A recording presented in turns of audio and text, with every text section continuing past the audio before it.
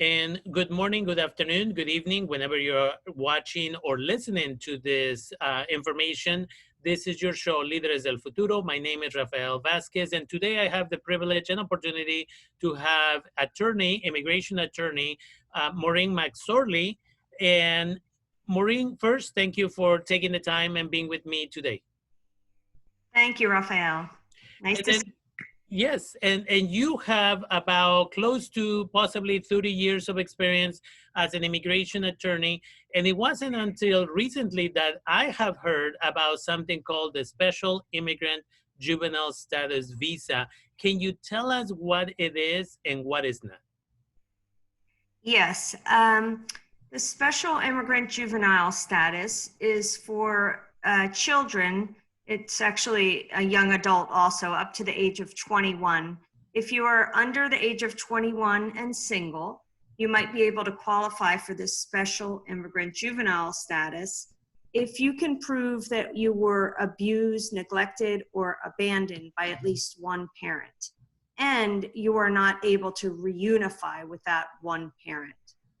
So if you are able to show that, you might be able to apply for this special immigrant juvenile status. And then if you are deemed a special immigrant in that way, you can then apply for your legal permanent resident status. Any idea how long the process might take? Well, it depends on visa availability. If you're from Mexico, historically, the past several years, the wait has been less. There are times over the past few years where there have been visas available immediately, so you could file right away.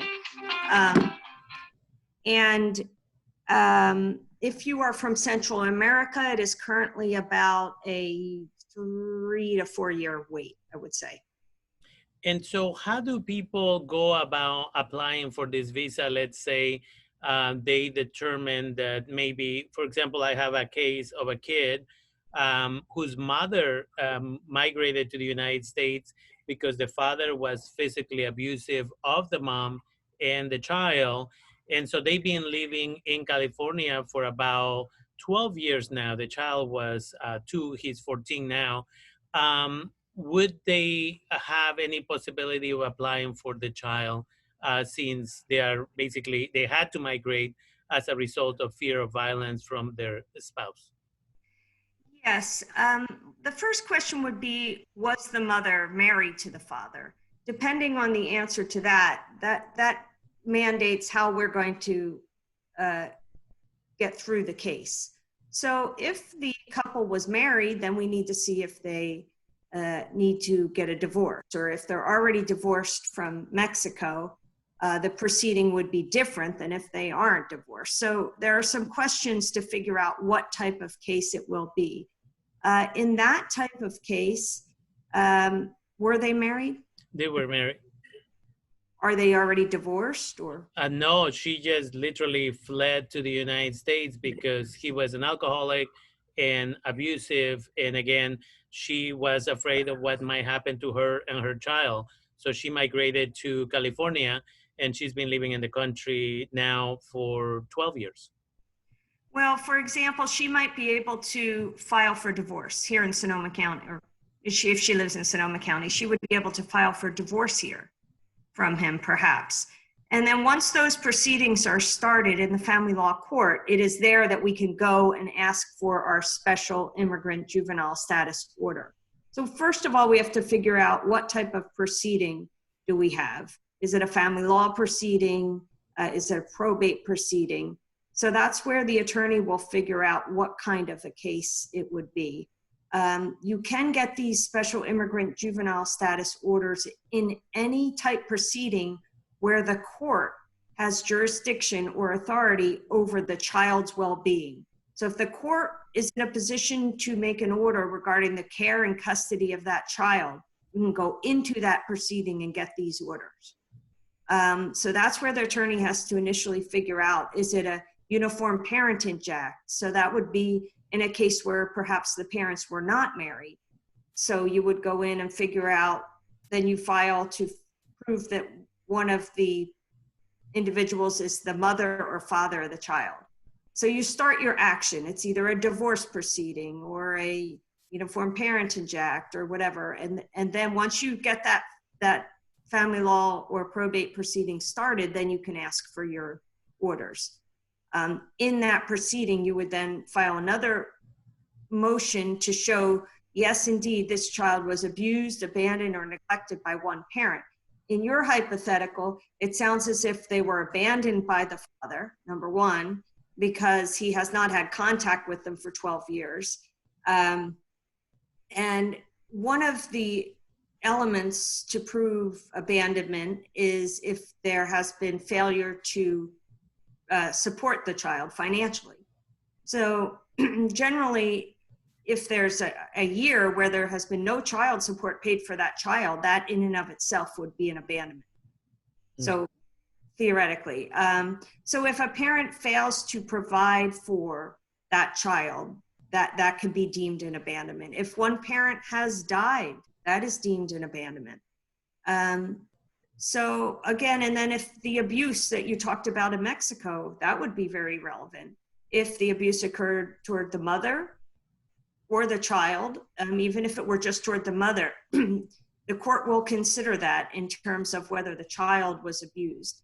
And clearly it is not viable that that child reunify with the father because the father has shown he is not willing or able to care for that child. So the court must make that determination also. So you have to prove again that the child was abused, neglected, abandoned by one parent, and that they cannot reunify with that parent, and that it is not in the best interest of the child to return to the home country. So they are the three things that we would have to prove here. Okay. Last question on this. Would a father or a mother, for that matter, getting deported from the country prove abandonment if they maybe were, it was a result of maybe, or in connection to committing a crime, whether there's maybe drinking and driving that led to this person being deported eventually? Would that include or be deemed to be abandonment? Yes, if they were not here. Mm-hmm. So if they were deported for whatever reason, they're not here and they haven't financially supported the child or maintained contact, that would be an abandonment. Okay. Good. Yeah. And do I need to, if I'm in a situation like that, do I need to go to a specific immigration attorney? Can any immigration attorney take on these cases? Or is there special type of training or experience that I should be seeking a specific attorney? You can ask any immigration attorney if they are able to do this type of case, but a lot of attorneys have not done them and do not have experience with them.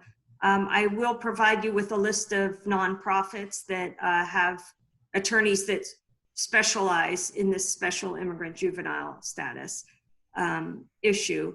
And again, you can use this to file affirmatively if the child is not in removal proceedings, or you could use it as a defense if the child is in removal proceedings. Okay. So often you have unaccompanied minors that have arrived here in the United States. An unaccompanied minor is one that arrives without a parent and they are under the age of 18. So if often they arrive here and they are immediately placed in removal proceedings. So one defense for which they often qualify is the special immigrant juvenile status. It's a good defense often. So you definitely want to review their eligibility for that if they are in removal proceedings.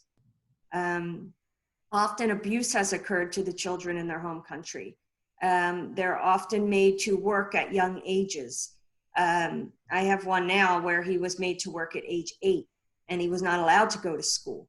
Well, you know, we apply the laws of the United States to these cases, not the laws of the home country. Mm-hmm. So labor violations in the United States count to show that that was neglectful. That was neglectful for a parent to allow a child to do that. The abuse, neglect, and abandonment is one standard. You could also do it for a similar basis under the law. So again, a labor violation like that, where children are working, That would not be allowed in the United States, and that often provides the basis for the special immigrant juvenile status orders. And I've done them in the different counties around Lake County, Napa, Solano, Sonoma, Marin. So all of the judges are very different. Some of the counties do not understand the process well. Mendocino, so you really have to educate some judges more than others. The Sonoma County judges are very familiar with this now. They're wonderful. They understand, and they're able to issue the orders more readily than other counties. Every county has their own procedures also, so you have to get in and figure out what their procedures are in all of these cases. If you have a case where a child does not have a parent that is able to care for them, even one parent, then you could do a guardianship. So someone other than a parent could come in and get guardianship of that child, and you could get the special immigrant findings in that kind of a case also. So that's another way to get it done for people. But it's a very good, I think it's a good relief for youth, and it should be identified. If you see any youth that's under 21 and single, they should look into this, you know, see if there's a possibility. And then finally, there's obviously the issue of DACA, and there's a lot of people who, whether they're in their early 20s now or maybe in their 30s now, and they're concerned about the fact that DACA may disappear in June of 2020. You know, that the court may determine that the president has the power to eliminate the program. What should they be doing now? Well, our advice has been to try to renew your DACA if you can. Generally, immigration has stated that it is best to renew within 6 months. We have been trying to renew some even beyond the 6-month period just to try to get it in. You must know that you could lose your filing fees if it were to be found unconstitutional. So that has been our advice, is to try to renew. Once the decision is made, it would be a great idea to try to see an immigration attorney so that you can assess if there are other options for you. Everything that you speak with an attorney about, of course, is confidential, so they cannot share it with anyone. So I think it's definitely in your best interest to try to see an attorney, an immigration attorney, and go over your entire situation and see if there's any other relief for which you might qualify with the DACA. And there will be seminars and things and workshops to explain what the decision means. It might be, you know, a rollout type thing where it is paused over a certain amount of time. We just don't have the details about what might happen should it be canceled. So I would definitely watch for information, you know, about what you should do at that point. Good. If it were to be denied. Hopefully not. Okay. And with that, I want to thank you for taking the time and being with me today. Anybody who has any questions, you can always send an email to lideresdelfuturo@yahoo.com. And again, I will have a list of attorneys who can do this type of special immigrant juvenile status, and a list of trusted attorneys in Sonoma County, immigration attorneys in Sonoma County, that I can make available to you there. You can also find this information on my Facebook page, DACA Sonoma County. And finally, you can also go to my podcast, also known as Líderes del Futuro. Thank you, Maureen, for taking the time and being with me today. Thank you, Rafael.